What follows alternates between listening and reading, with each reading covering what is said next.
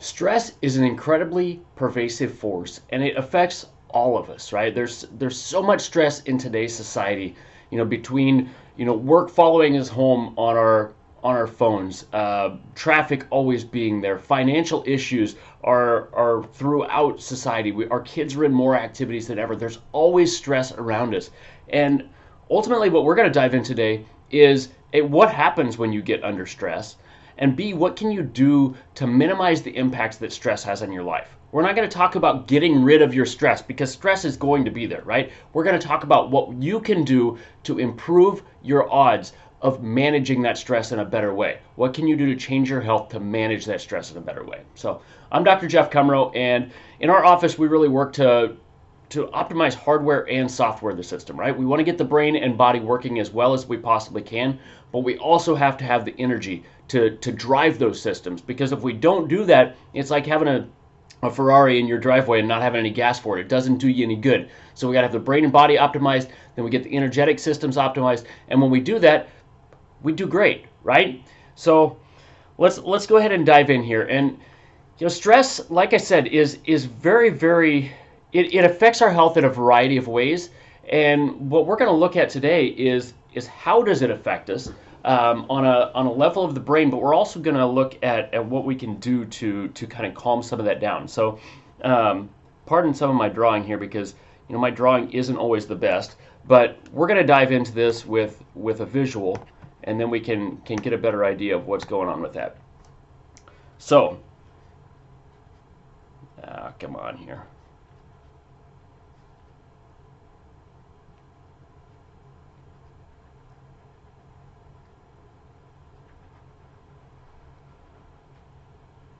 There we go. Just drawing a brain here real quick.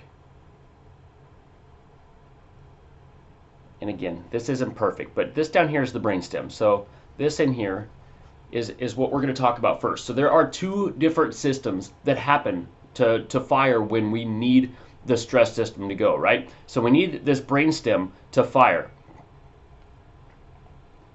So this right in here starts to fire. This is an activating area of the brain. The upper brainstem is the mesencephalon, the midbrain, and it's very, very activating on our system. What we are supposed to have happen when we have some of this going, this down here, this lower brainstem is supposed to be able to kind of calm all of that down, but it doesn't always do that, right? We've got to have both systems that work together. And this is something that we will talk a little bit further in depth. But before we do that, let's look at one other thing. So when we see this starting to fire, it really fires up into these areas as well. And it's kind of a reciprocating thing. The areas up here on this part of the brain will actually fire back down here. These areas will fire up in here. So you get this back and forth between those two areas. And this is very, very important to understand, because it's going to matter here in a minute, okay? Right now, it's not. We're not going to discuss that, but it's going to matter in a moment.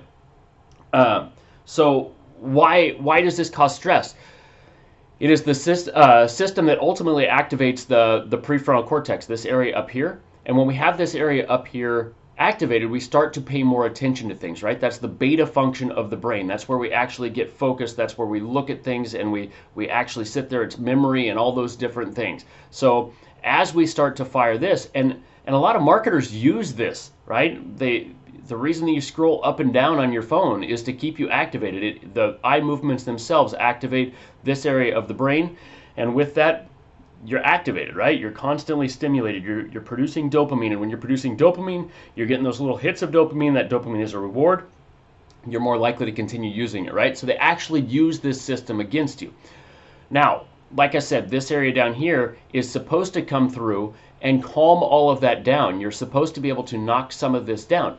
But what we see in people with, ADHD or dyslexia or autism or autoimmunity or different things like this, stereotypically they have more problems in the lower brainstem. These are those primitive reflexes that are still present in some of these people. So as we start to uncover some of this area, get this functional, then it's able to calm this up here down. The pons and medulla come here and they calm that mesencephalon down. So this is very, very important, but this is more of a reflexive system. So it's a very, very fast acting system.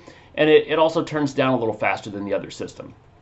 So let's see if we can just take some of this stuff out. Shouldn't have made so many tiny little spots there, right? So the next area we're going to talk about, let's see here, we're going to have to draw some of that back on. Probably a good thing because it was kind of a terrible drawing to start with, right? And not much better. It looks like I look like Snoopy here, right? So what we're going to talk about here. So let's get this down here a little bit more like it really should be. So the other system, the HPA axis, is a little bit slower acting, and when we say slower acting in this regard, we're ultimately talking about something that happens in a matter of minutes rather than instantly. So it's not something that is really slow acting, but it is something that it still takes it a little longer than the other way. So in this axis, we get the hypothalamic pituitary adrenal axis, right? And the limbic system is going to be right down in this general region. And the limbic system is that emotionality, that impulsivity, and all these different things that go with that. So as we start getting that, that's where we start, just acting out in anger or making rash decisions or whatever it may be. And this happens in stress over time, right? You've probably been there where you get really tired, you get really stressed out, and you start making decisions that you wouldn't normally make. Why is this?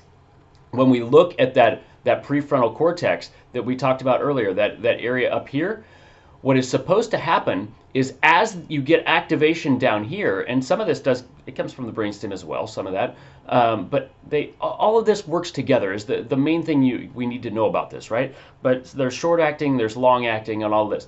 What is supposed to happen is, let's get a different color here. Let's go down here. And do we have a choice on colors? Of course we do. Failure. How do I zoom out?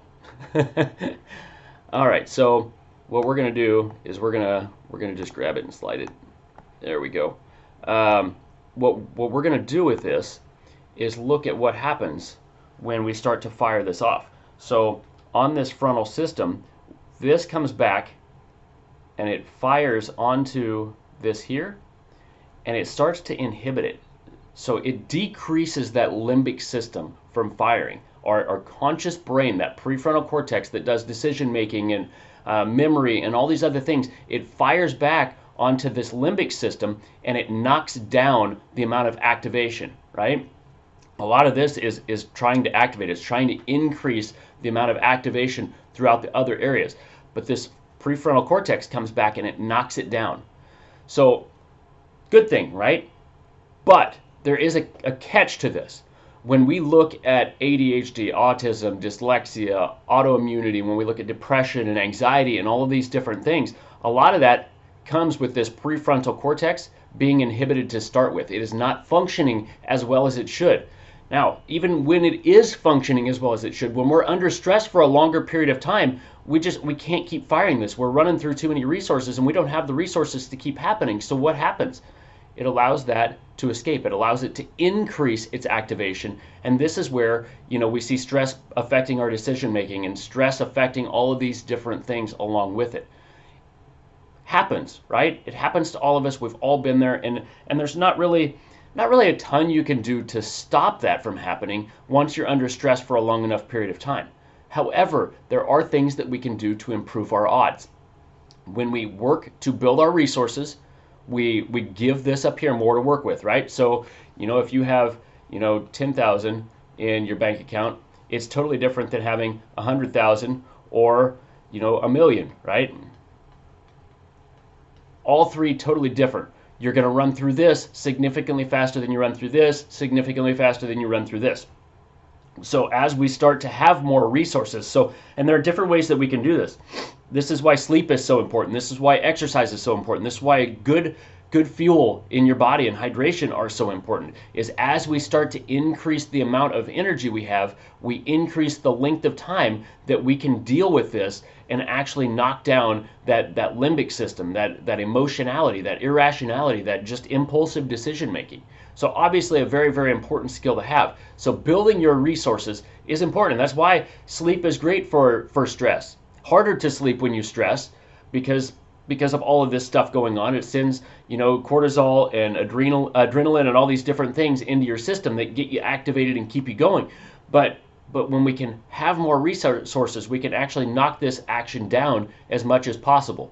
But all of these things are things that we can do, right? It's important to go and get a workout. If you're really, really stressed, going for a walk can be something that's very, very powerful. Making sure that you're not going for those sugary foods that we crave when we're stressed out, right? Getting good quality food makes a big difference on the function up here. The other aspect that we can do is ultimately what we do in our office every day is we take people through a thorough functional neurological exam. What does that mean? There's a lot of neurological exams. You look at people that have concussions. You look at people that have ADHD, autism, dyslexia. A lot of them look exactly the same, right? The brain doesn't have an actual structural lesion. There's nothing wrong with it when you look at it on the MRI. Yet some of those functions are not working quite as well as they can. This is good news because structurally you have everything you need. We just need stimulation to improve the function. This prefrontal cortex right up here, this area is one of those areas that's knocked down in almost all of those things. Some of them come with other things. Dyslexia has more of the parietal lobe, and different pieces come together with all of that stuff, but almost all of them have changes in the prefrontal cortex. So when we can work to get all of these functional aspects together, when we can work to get this brainstem firing, especially that lower brainstem, it works to calm down this upper brainstem, which decreases the firing to that prefrontal cortex, right? When we can decrease the firing up there, we can save some of those resources that are necessary to knock this down and decrease that limbic firing. When we decrease that limbic firing, we have control of ourselves. We have control of our emotions. We have control of our decision making. We have control of all these other things, right? We don't have that impulsivity, that emotionality, all of those different things that go with this. So it really is a huge game changer on this. But it's more than just looking at the brainstem function. It's looking at what can we do to stimulate parietal function, temporal function, frontal function. What can we do to bring all of these networks together so they all work in unison, right? Because it doesn't matter if you have perfect functionality, but you don't have the connectivity to bring everything together, it really doesn't matter. So this is why sleep is important. This is why nutrition is important. This is why exercise is important. This is why we have to have that functional neurological exam. This is why all of it plays together. And obviously this goes throughout the body. When you have this area, I can't press the button there, right? When you have this area firing too much, you get a bunch of cortisol dumped in the system. What does that have effect on your body? It decreases gut function. It increases blood pressure. It increases clotting factors. It increases blood sugar. It decreases hormonal function. It decreases sexuality and digestion and all these different things. Decreases healing and repairing. All of those things have an effect on your body, right? So these are systemic things. When we understand what's going on in the brain in stress, we can understand what's going on in the rest of the body. When we get control of the brain in stress, we have better control of everything in the body. And it doesn't mean that right away when we get control of that brain, that body's just instantly better. It takes time to do all of this. It takes time to build these resources. So you've got to be patient with yourself. You've got to give yourself a little bit of grace. We all have troubles with this. There are times when it gets out of hand on each and every one of us. So if you have questions, by all means, drop a comment below. Please like or subscribe if this is helpful to you. It gives me a good idea of what you're benefiting from. And when I know what you're benefiting from, I can create more content like that. So as always, I love and appreciate you. I know your attention is one of the most valuable things that you have, and I appreciate you spending a little bit of it with me. So I will catch you on next week's video.